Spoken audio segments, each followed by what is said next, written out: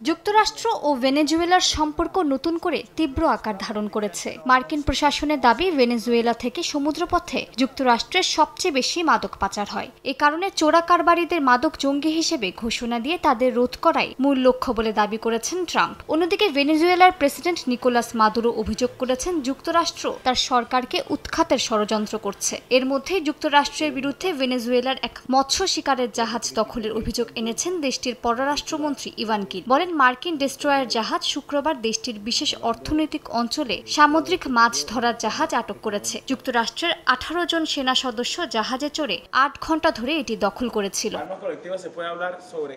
Maduro এই পরিস্থিতির জবাব হিসেবে দেশ জুড়ে মিলিশিয়াদের প্রশিক্ষণ শুরু করেছেন। 312টি ব্যারাকের মাধ্যমে বেসামরিক নাগরিকদের অস্ত্র ব্যবহার শেখানো হচ্ছে।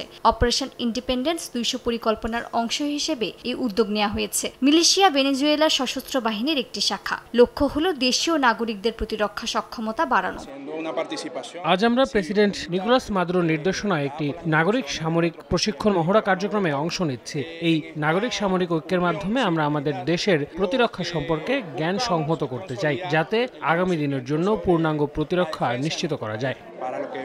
এদিকে ফার্স্ট পোস্টের এক প্রতিবেদন অনুযায়ী, যুক্তরাষ্ট্র ভেনেজুয়েলার মাদক চক্রকে সন্ত্রাসী সংস্থা হিসেবে চিহ্নিত করে সামরিক অভিযান চালাচ্ছে। তবে ভেনেজুয়েলার উৎপাদন সামান্য। মূল কোকেনের উৎস কলম্বিয়া।